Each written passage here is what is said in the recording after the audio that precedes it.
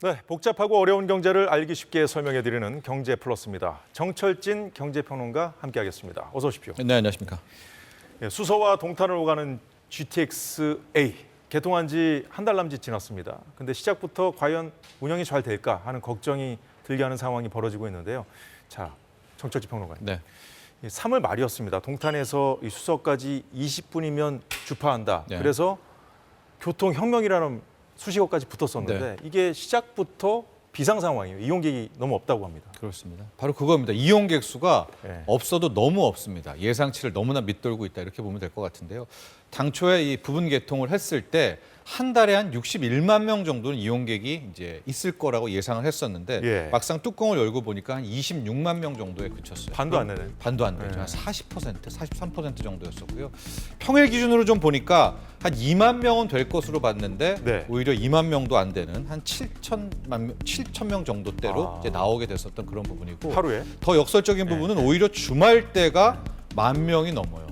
그러면 결과적으로 이 GTX-A의 부분 개통 노선을 예. 원래는 출퇴근용으로 쓰려고 했었잖아요. 평일 출퇴근용으로. 그렇죠. 오히려 이쪽에 이용하는 이용객들은 나들이용을 쓴다라는 것이고 이게 절반도 아니고 40%밖에 안 된다라는 것은 이렇게 더 이상 좌시할 수 없다. 심각한 문제가 있다. 이렇게 봐야 될 것 같습니다. 그만큼 이용객이 적다는 건데 네. 예상과 다르게 이렇게 이용률, 실적이 저조한 이유는 뭘까요? 크게 두 가지를 들고 있습니다. 단기적으로는 이 GTX 동탄역까지 가는 거에 접근성이 떨어진다라는 것이고요. 중장기적인 보다 본질적인 이유를 보면 네. 이게 부분 개통이기는 한데 결과적으로 동탄에서 출발해서 삼성역까지 가야 되는 게 최종 목표거든요. 그렇죠. 결과적으로 지금 삼성역까지 못 가는 것이고 삼성역까지 가는 기간도 2028년에 가야 완성이 되니까 아마 이 부분이 가장 크지 않았나라고 볼 수가 있는데요. 실제로 당초에 A 노선을 설계를 했었을 때 예. 거의 한 삼성역이 전체 승객의 15%는 여기를 찍는다라고 가정을 한 거죠. 그러니까 가장 많은 승객이 이용할 역을 그렇습니다. 아직 여기 아직 못 안 만들고 됐기 있으니까. 때문인 것이고요. 예. 삼성 동탄, 그러니까 민라인도 전체 이용객의 30%가 여기를 본다고 했는데 지금 동탄에서 삼성 못 가잖아요. 예. 그러니까 이 이유가 역시 가장 컸다 이렇게 볼 수밖에 없습니다. KBS 기자들도 현장에 가봤는데 현장 상황을 보니까 GTX 역에도 그러니까 GTX 역에 서 있는 사람들이 네. 역으로 안 들어가고 그 역 앞에 버스 승강장이 있을 거 아니에요. 광역버스 타는 정거장. 거죠. 예, 그 네네. 광역버스를 타는 네. 시민들이 더 많았다고 합니다. 이 시민들 목소리 잠시 듣고 네. 이어가겠습니다. 여기서 동탄역까지의 소요 시간 그리고 거리 그리고 이제 대중교통을 이용하다 보면 그렇게 했을 때는 시간 대비 그 가격 효율성이 상당히 떨어지다 봅니다. 타는 데까지 너무 시간이 오래 걸려가지고 하는 데까지. 그냥 그 집 앞에 있는 광역버스를 타면 한 번에 앉아서 갈 수 있으니까. 예, 시민들 얘기 들어봐도 네. 한마디로 효율성이 떨어진다는 거예요. 그렇습니다. 예. 이게 GTX라는 게 대심도잖아요. 기본보다도 지하철보다도 더 밑을 40에서 50m를 뚫어서 거기로 가게 되는 부분이기 때문에 실질적으로 역까지 가는 접근성 또 역에서 내려가서 타야 되는 상당히 그 앞 시간대들이 많은 소요 시간이 걸리거든요. 예. 그런데 지금 시민들에도 말씀을 들어보셨듯이 그 해당 동탄역까지 가는 접근성도 용이하지 않다. 그리고 결과적으로 상당수의 시민도 수서에서 내리려는 것이 아니라 강남 쪽으로 가려는 수요가 굉장히 많지 않겠습니까? 니즈가. 네네네. 그래서 아마도 이렇게 저조한 이용 승객률이 나오지 않았나 이렇게 볼 수밖에 없겠습니다. 앞서 이 원인을 짚어주실 때 삼성역 얘기해 주셨잖아요. 이 삼성역 개통이 이렇게 늦어지는 이유도 좀 짚어주시죠. 그렇죠. 이제 삼성역이 원래는 올 연말까지 완성이 됐었어야 됩니다. 지금 보면 A 전체로 보면 예. 위에 파주 운정에서부터 서울역까지 내려오는 건 연말에 완성이 되거든요. 근데 밑에 라인이 올라가야 되는데 이게 지금 2028년으로 삼성까지가 밀렸던 부분 아니겠습니까? 실질적으로 이유는 2016년으로 거슬러 올라가는데 예. 당초 그때 당시 영동대로 본격 개발 계획을 짜게 됐었습니다. 그런데 그 시간대 예. 국토부가 약간 KTX를 좀 배제하고 이런 여러 가지 이유로 멈칫멈칫하면서 시간이 좀 딜레이 됐었던 그런 측면이 있었어요. 그래서 당시에 영동대로 개발 계획의 수정 문제로 조금 더 시간이 지나갔고 예. 설상가상 그 이후에 근로기준법 개정으로 주 52시간 근무가 이제 시작됐잖아요. 밑에 라인, 그러니까 즉 동탄부터 삼성까지의 라인은 관공사입니다. 이제 위쪽은 민자고요. 그러니까 예. 관공사니까 이거를 철저히 지켜야 되지 않겠습니까? 노동 시간이라 이런 거를. 그래서 당초의 공사 기간이 65개월에서 86개월, 약 21개월이 늦췄다. 좋다. 그래서 결과적으로 이게 이제 2027년 이후 2028년까지 미뤄졌다라는 건데 여기도 약간 서울역과 국토부의 이야기가 있습니다. 이제 서울시 측에서는 이건 전적으로 국토부가 예. 빨리빨리 못했었고 딜레이 했었고 이런 탓이다라고 이제 얘기하는데 또 국토부는 우리만의 것이냐 뭐 약간도 있었는데 현재로서는 이제 당시에 2016년 당시에 영동대로 개발 계획을 빠르게 좀 추진했었으면 아마 이런 것도 막을 수 있지 않겠는가 이런 좀 뒤늦은 후회도 나오고 있습니다. 그러니까 파주 운정역부터 삼성역까지는 민자 사업으로 하는 네. 것이고 또 삼성역부터 동탄역까지는 동탄에서 재정 올라가는 사업 건 그러니까 재정 정부 돈이 사업입니다. 들어가는 거죠. 네. 이게 좀 사업 자체가 좀 복잡한 건 아니지 않습니까? 네. 이렇게 딱 나눠서 그냥 하는 건데 그렇죠. 이게 지금 서울시하고의 국토교통부의 문제도 있는 것 같고 말씀 들어보니까 네. 뭐 아마 뭐 예. 그 입찰 뭐 국제 설계 공모를 했는데 그게 예. 늦어졌다 뭐 이렇게 티격태격은 있는 것 같은데 지금 그럴 때가 아닌 것 같은데. 네, 그럴 때는 아닌 네. 것 같습니다. 네. 저 엄청난 사회적 비용이 들어가는 이런 사업, 이 사전 조사를 잘하면 될 텐데 이런 문제가 발생하는 근본적인 원인이 뭔지 좀 짚어보죠. 그렇죠. 이제 이번에 GTX A를 우리가 볼 수가 있었던 부분은 이게 또 민자와 재정 사업이 마치가 되지 않으면서 결과적으로 어떤 이유가 있냐면 민자 쪽에서 내려왔던 부분은 우리는 2024년에 끝낸다라고 해서 끝내지 않습니까? 근데 밑에 라인이 올라오지 못해서 예. 이게 2028년까지 늦춰지게 된다면 전체가 다 영향을 받는 거죠. 영향을 받고 전체 다 이용객은 다 떨어질 거 아니겠습니까? 그러니까요. 왜냐하면 이게 A라는 건 하나인데 그렇게 될 경우 현재 좀 안타깝게도 우리 정부가 예. 민간 투자사에 대해서 손해배상을 해야 되는 그런 조항이 있습니다. 그게 적게는 수백억 또 더 많아질 수도 있거든요. 천억 단위로. 이제 이런 것들이 또 한 번 이번 GTX 그렇군요. A 노선의 문제이기도 하고 밤새 앵커도 지적했지만 이제 A를 보고 나서 B, C, D도 지켜보고 있지 않습니까? 예. 또 DEF 같은 경우에 지금 예비적 타당성 조사도 없이 막 하려고 하는데 상당히 멈칫멈칫할 수밖에 없겠죠. 이게 생각만큼 안 되네. 또 공기라는 게 쉽지도 않네.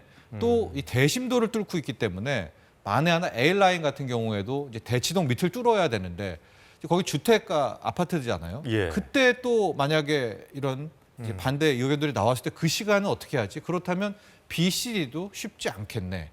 라는 쪽까지도 많이 확산되고 있고요. 그렇다면 지금 최근의 동향을 보면 GTX 노선 하나 발표 나올 때마다 집값이 주변에 뛰고 했었는데 예. 이 부분도 굉장히 다시 또 뭐 일종의 각성을 한다고 하죠. 이게 정말 맞는 거야? 여기까지도 영향이 미칠 수 있을 것 같습니다. 아직 추진 중인 다른 노선에까지 영향을 줄 수 있다는 그런 말씀. 정부와 서울시가 좀 귀담아 들어야 될 것 같습니다. 자, 다음 주제로 넘어가 보도록 하죠. 오늘 경제면을 보니까 이 정부가 지난달에만 환율 방어하는데 60억 달러, 네. 60억 달러면 한 8조 원 정도 되죠.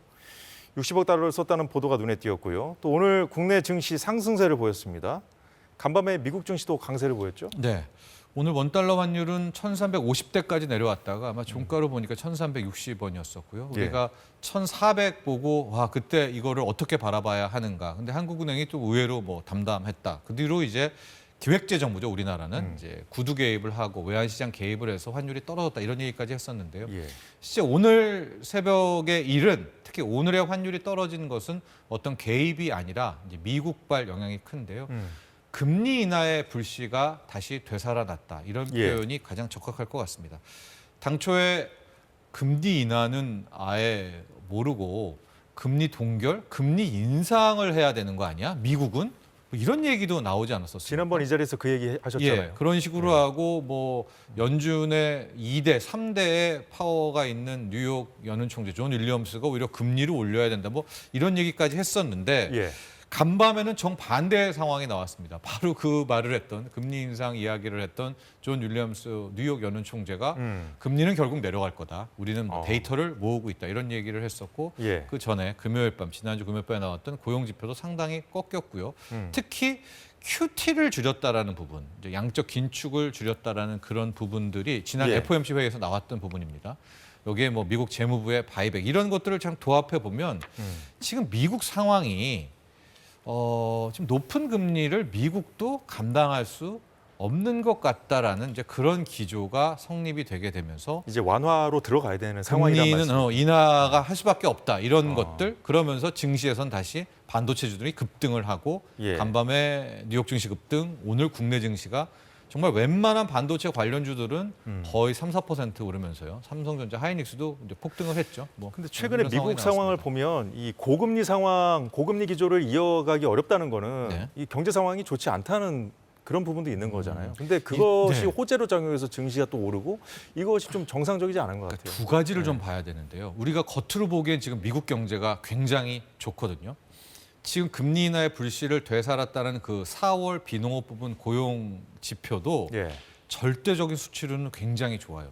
그러니까 즉 매달 이제 비농업 부분에서 신규 취업자 수를 좀 보게 되는데 미국이 뭐 한 8만 명, 10만 명 나와도 와 너무 좋다 박수를 쳤는데 예. 최근에 미국은 20만 명 이상씩 매달 신규 취업자 수가 나오는 거예요. 그러니까 이달에는 왜 고용이 꺾였다라고 얘기했냐면 한 24만 명 정도가 될 줄 알았는데 막상 뚜껑을 열고 보니까 17만 명 나와서 고용 꺾었네, 금리 인하 하겠네 이런 로직이었지만 17만 명도 굉장히 절대적으로 진짜 높은 수치입니다. 많은 실업률, 거잖아요, 예, 그것도. 예. 많은 거고요.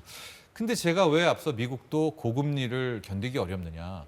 미국의 재정 부채가요. 지금 33조 달러를 넘어선 상태입니다. 거의 4경 원에 가까운 부채를 지고 있는데 예. 여기에서 미국의 시장 금리인 국채 금리가 뭐 진짜 4.5%가 된다. 그러면 우리도 힘들지만 나의 주택담보대출 금리도 올라가지만 미국 재무부도 그 이자 주다가 예산 다 빠집니다. 그러면 정부 지출 못하고 소비 떨어질 수밖에 없는. 그러니까 예. 미국도 꽁꽁 숨기고 있지만 자신들의 치부가 있는 거예요. 그래서 그날 FOMC 회의 때를 놓고 보면 뭐 금리 인하에 대한 것은 그닥 어필하지는 않았지만 알게 모르게 QT 양적 긴축의 규모를 줄였고 미국의 재무부는 바이백 오히려 정부가 채권을 사주면서 금리를 떨어뜨린 이런 행동들을 했었거든요. 그렇죠. 아마 이런 것들을 시장이 놓고 보면 뒤로 안 보이게 그런 행동을 많이 금리 하지 못 않았습니까? 올리겠네. 예. 미국도 지금 힘드네. 이제 이런 거를 또 하나 눈치챘던 이제 그런 것들이 오늘의 증시 뭐 상승 호재로 작용하지 않았나 보고 있습니다. 예. 미국 금리에 국채 금리에 뭐 여러 가지 지금 변수들이 상수처럼 지금 막 움직이고 네. 있는 상황이라서 계속 이 시시각각 상황이 변하고 있습니다. 네. 여기에 이제 중동 이슈까지 이제 변수가 너무 많기 때문에 환율 시장, 주식 시장 당분간 상황은 어떨지 네. 끝으로 좀 간단히 좀 짚어주시죠. 금리 인하하기는 상당히 힘들 텐데 그러면 시장 금리는 어떻게 떨어뜨린다는 말이냐? 2007년 상황을 저는 데자뷰를 많이 보거든요. 2007년 같은 경우에도 실제 금리 인하를 하지 않았지만 시장금리라고 할 수 있는 미국의 10년물 국채 금리가 드라마틱하게 떨어졌어요. 그래서 예. 이제 그걸 앨런 그린스펀 당시 의장이 맨날 와서 왜 금리 떨어지는지 모르겠다라고 해서 뭐 그린스펀의 수수께끼 뭐 이렇게 얘기가 나왔었는데 아마도 저는 이런 상황도 나올 수가 있다. 그러니까 금리 인하는 빠르게 안 하지만 예. 가령 9월에 하든 뭐 12월에 할 수는 있겠지만 지금 우리한테 중요한 건 시장 금리잖아요. 그쵸. 그래서 저는 오히려 10년물 국채 금리가 4.4까지 떨어졌던데 이게 뭐 4.2, 4%가 떨어지는지 그러니까 지금부터는 오히려 연준이 하도 말을 바꾸니까 그러니까요. 연준을 보지 말고 시장 금리, 10년물 국채 금리를 보는 게 맞다. 지표를 봐라 네, 이런 그렇습니다. 말씀이군요. 네. 예. 예, 정철진 평론가와 함께 경제 이슈 살펴봤습니다. 오늘 수고 많으셨습니다. 네, 오늘 사사건건이 준비한 소식 모두 전해드렸습니다. 저희는 내일 오후 4시에 다시 찾아뵙겠습니다. 여러분 고맙습니다.